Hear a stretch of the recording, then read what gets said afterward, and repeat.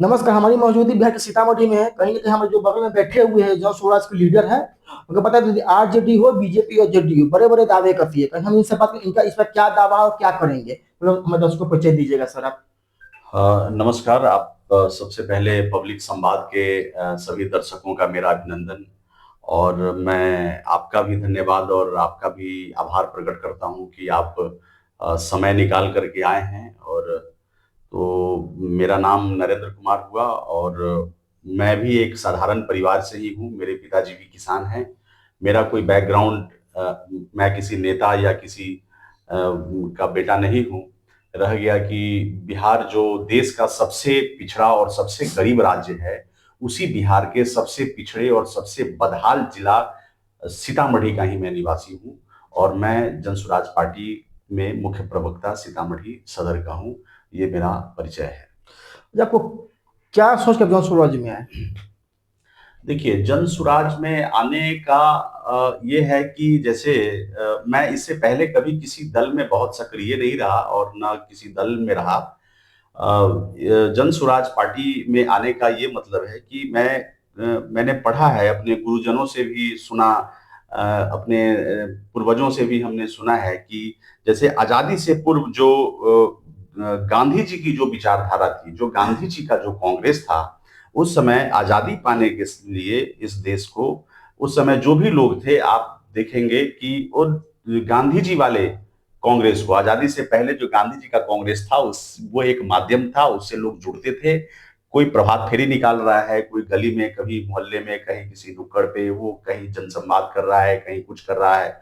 और सब लोगों का एक ही प्रयास था कि किसी भी सूरत में सामूहिक प्रयास से हमारा देश आजाद हो। उसी तर्ज पर आज इस सबसे पिछड़े, सबसे गरीब, सबसे अशिक्षित, सबसे बदहाल बिहार को इस चीज से, इस आजादी के लिए जो एक अभियान चल रहा था जनसुराज, वो कहीं ना कहीं वो विचारधारा मुझे टच किया और मैं इस विचारधारा के साथ, मैं इस जनसुराज के साथ मैं जुड़ गया। जिनका ये कहना था कि देश के सबसे गरीब और सबसे पिछड़े राज्य बिहार को देश के 10 अग्रणी राज्यों में शामिल करने का जो इनका प्रयास है, जो इनका अभियान था, उससे मैं प्रेरित हुआ और मैं जनसुराज के साथ आया। जनसुराज के साथ जुड़ने के बाद मुझे ये लगा कि हाँ, ये सही लोग, सही सोच और सामूहिक प्रयास की जो बात कर रहे हैं जनसुराज में, वो बिल्कुल जायज है। और सभी लोग यहाँ जनसुराजी हैं। यहाँ ना किसी जाति, ना किसी धर्म, ना किसी समुदाय, ना किसी संप्रदाय की बात होती है। यहाँ केवल और केवल बदहाल बिहार को इस बदहाली के दौर से बाहर निकालने के ईमानदार प्रयास की बात होती है। इसलिए मैं जनसुराज के साथ हूँ।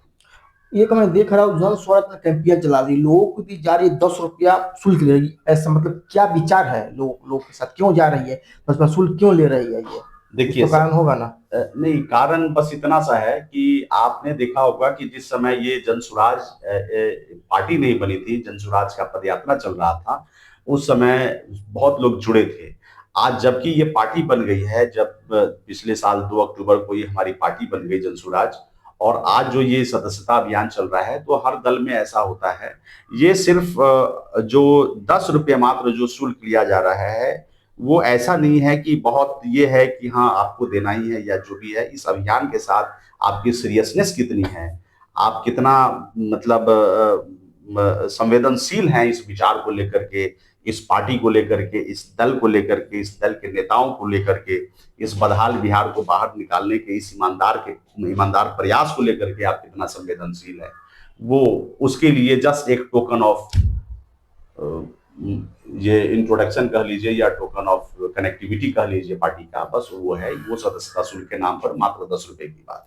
तेजस्वी यादव जी आए जो लोगों को बोले हर एक महिला को 2500 रुपया देंगे, इस पे क्या कहना चाहते हैं आप? 2500, देखिए ये सब एक ये राजनीतिक, राजनीतिक फेक है या रियली है? नहीं नहीं, ये सब एक सगुफा है, ऐसा कुछ नहीं है। ये माई बहन सम्मान योजना, पहले नाम को समझिए कि माई बहन सम्मान की जो बात कर रहे हैं, वो मैं उन्हीं तेजस्वी यादव से मैं ये पूछना चाहता हूं कि मैं वो उस 2500 रुपये पे भी आऊंगा।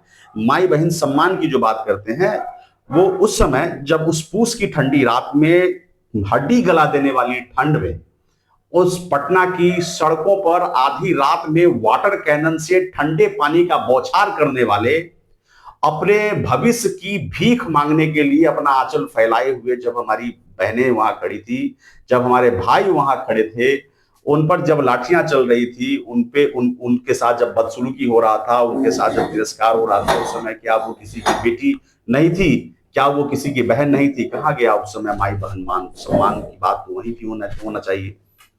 तो इस तरह की बात रह गई 2500, तो ये एक शगुफा है। जबकि आप भी जानते हैं कि उस समय बिहार का बजट 2 करोड़ 2.4 करोड़ रुपए है।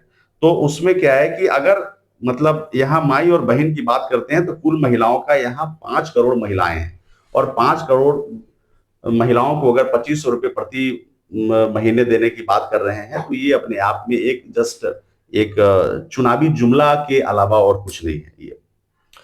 तो जन स्वराज को जो 5 मुद्दा है, क्या लग रहा है जन स्वराज जो 5 जो चला रही वो करेगी या नहीं करेगी? देखिए, जन स्वराज जो कहता है वही करेगा, और जो कर पाएगा वही कह रहा है।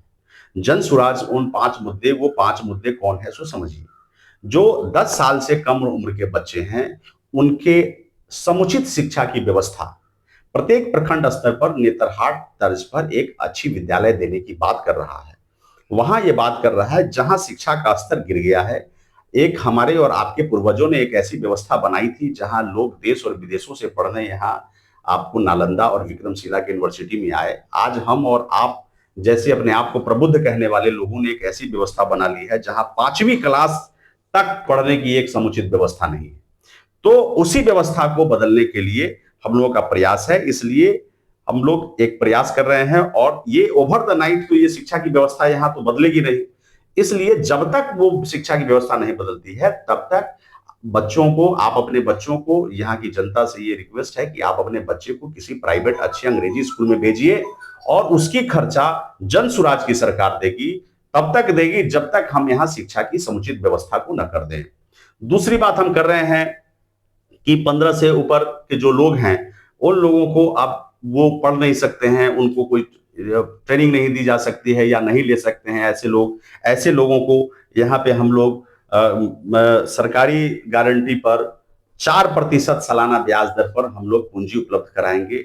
उनको अपने सामर्थ्य के हिसाब से, उनके अपनी व्यवस्था के हिसाब से उनको पूंजी दिया जाएगा, उपलब्ध कराया जाएगा, ताकि जिनको पूंजी मिल जाए वो अपना छोटा मोटा कोई रोजी रोजगार करके अपनी जीवन यापन को कर सकें।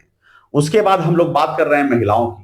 महिलाओं को, महिला सशक्तिकरण की बात करने वाले लोग जो अभी तक जुमलाबाजी किए हैं, हम महिलाओं के लिए ये कह रहे हैं कि सरकारी गारंटी पर सालाना केवल 4 रुपया, 100 में सिर्फ 4 रुपया आपको सालाना देना है। 4% ब्याज पर हम सरकारी गारंटी पर आपको पूंजी उपलब्ध कराया जाएगा, जिससे आप अपना कोई रोजी रोजगार, कोई विधि व्यवस्था करके आप जीवन यापन कर सकते हैं। जन स्वराज कहाँ से करेगी? इसी बिहार के खजाने से करेगी, और कहां से करेगी? इस बिहार के खजाने से, जिसमें जिसको अनैतिक तरीके से एक अलग अलग कानून बना करके, एक अलग अलग विधि व्यवस्था बना करके, जो लूट खसोट करके जो पैसा इस सरकार के खजाने से, इस जनता की कमाई का, जो भ्रष्ट नेताओं के और भ्रष्ट अधिकारियों के जो पॉकेट में जा रहे हैं, वो जाना बंद हो जाएगा, और उससे हम ये विकास का काम करेंगे।